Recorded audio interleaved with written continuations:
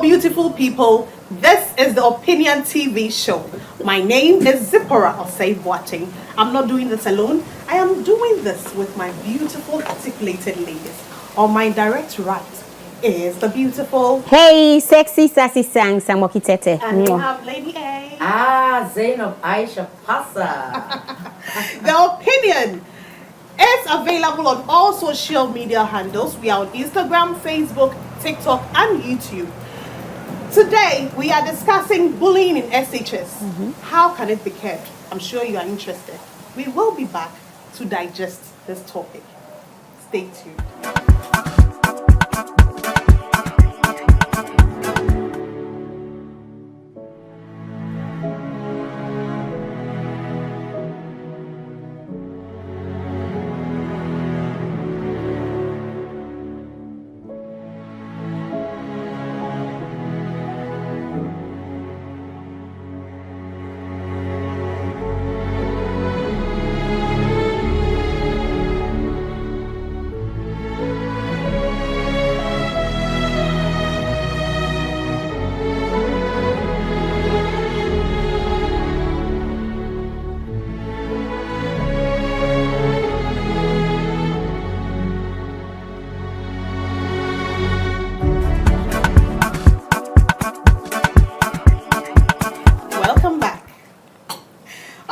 Today we have a special guest in our midst, and he is in the person of IBK. IBK, welcome to the show. Thank you, my beautiful sister. It's Thank you good for having to see me. you again. Yeah. The last time was magic. You ladies rock. Thank you. No wonder he came back. I know, right? No wonder he came back to us. Hey! Okodo. That's nice. We are all looking lovely. Sang, you're looking beautiful. Thank you. Thanks to Purple Dream. I can't help it. Oh. I can't help it. Slaying for Christ. So today, we are discussing bullying in SHS. How can it be curbed? Okay. Recent times, there's been instances of violence, bullying in most of our SHSs, and we want to discuss how we can go about this thing to bring some sanity into our secondary schools, and also what is the deep-rooted issue, what actually is going on, how we can curb all this to bring some sanity. All right, so Sang, what do you think is the reason for all this bullying and instability, violence, chaos in our SHS? Thank you very much. I didn't expect you were starting with me. Sorry. But I feel, bullying is a form of aggressive behavior towards another with the intent of causing harm or intimidating the person. So that's what we are looking at. Now, how it can be kept. I think let me start from where it's starting from, where we feel it is stemming from. And we can trace it to the home. Then it comes to the school itself. And so children come from their homes. Two types. It could be that a child is excessively loved at home. So it makes the child feel superior over the others. And so when they go into a school setting or a setting where there are many people there, then they try to exert that kind of special, ness, for want of a better word, towards the others. And it comes in the form of trying to intimidate others. I say this because, some of us who attended certain types of schools, you realize that, yes, your school might be higher than maybe your social class, but your parents want the best for you. So they've taken you to that form of type of school.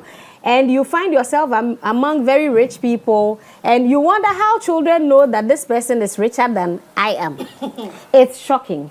So the child comes to school, it's raining, they see some type of car picking others, and then they know that, okay, these people, we are richer than them. So they speak anyhow towards their friends, they laugh at them. And mind you, bullying is not only causing physical harm. It comes in emotional harm as well, abusing your colleagues verbally and stuff like that. So that is one side, where the person is richer than the others and exerts that force. There are also those who are not rich per se, but then they have also found this, a behavior coping mechanism. They come from a home where they are not loved. And so they are finding some coping mechanisms. So they come to school and the fittest will survive kind of mentality. They bring it there. You can't tell me anything. I'll try to intimidate you, beat you. And they go excessively towards their mates or even juniors. So I think that's where it's coming from. As to how it will be kept, I think it's a very broad discussion. So allow others to come in here. Wafa K. Wafa one. The Wafa one because I'm the officially endorsed Wafa in this whole country. Officially. Wafa one. Wafa Tifi. Me Wafa.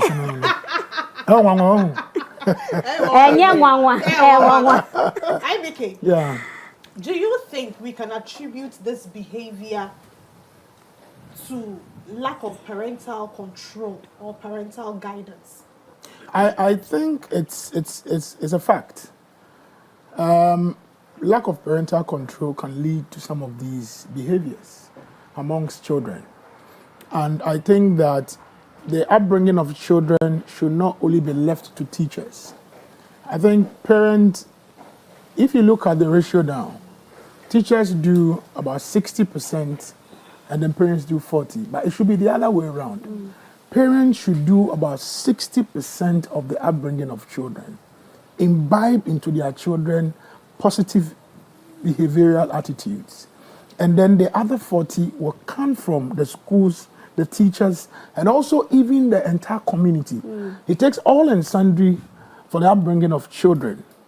You see, those days, way back, who dare you to respect somebody outside?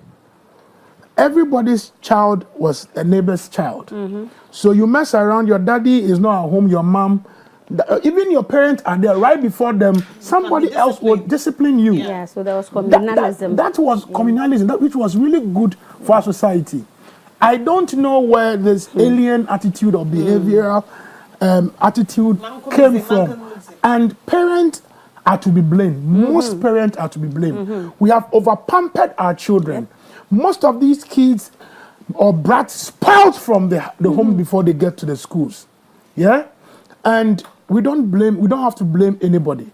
Before they get out of hand, you send them to school because you have sat aloof to watch your children misbehaving, pick up attitudes that are not human. Excuse my language, some of the children behave like animals. That they are not, I have to be blatant. And this thing, I'm a parent, so this thing hits me. And I think the attitude in the society, what we are experiencing now, I also have to put blame on our authorities. For instance, the Ghana Education Service, it didn't used to be like this. Who told you that you can compare children upbringing abroad to the children upbringing to the African child?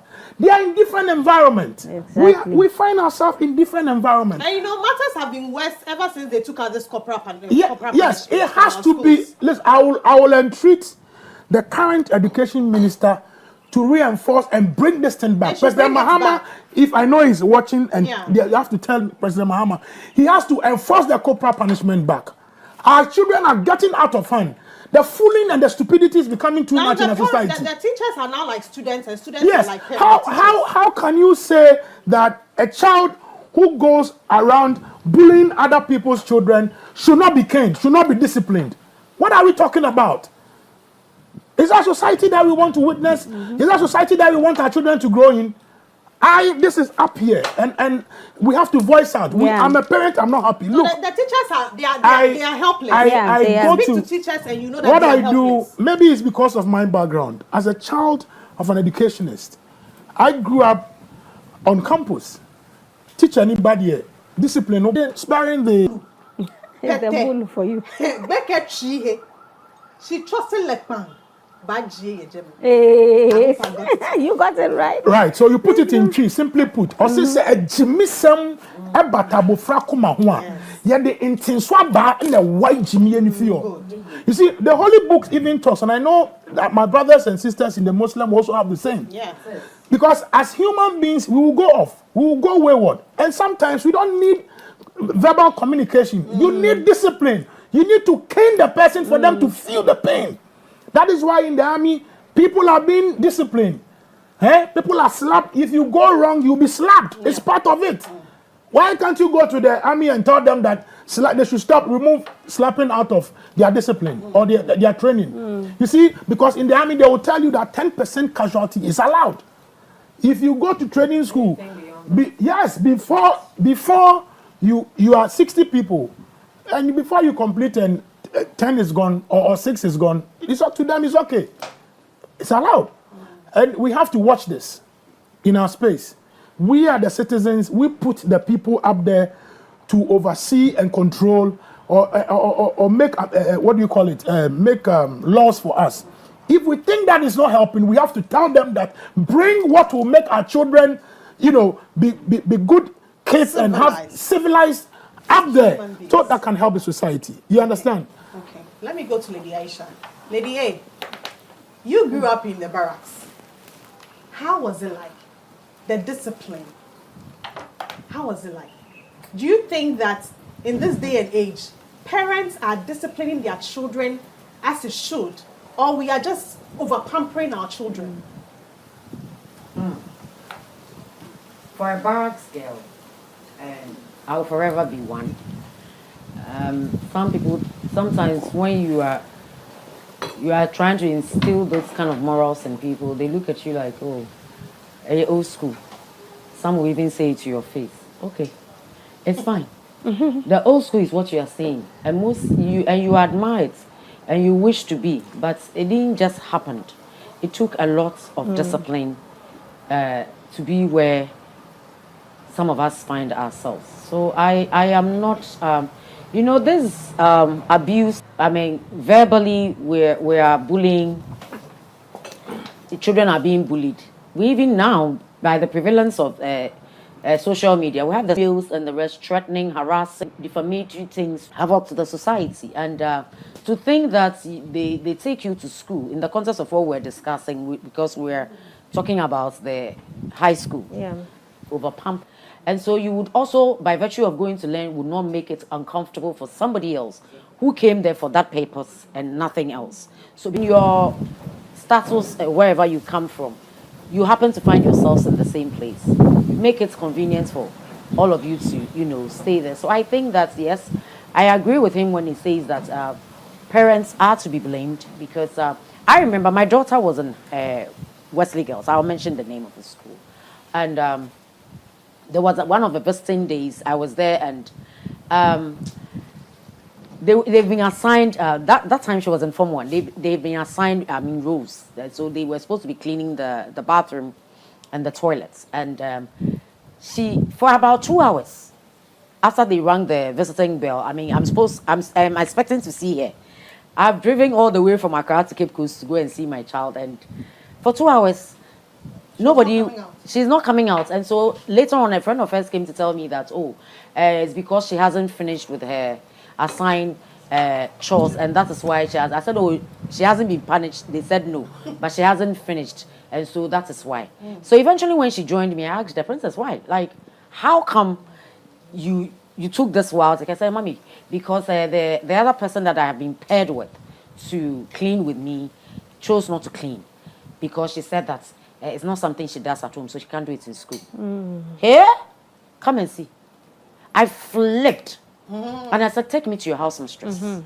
How dare she? Who does she think she is? She thinks she's a princess. You're my princess too. I mean, don't give me that kind of moves that my child is okay to clean the toilet so that you can go and use it. But your child is...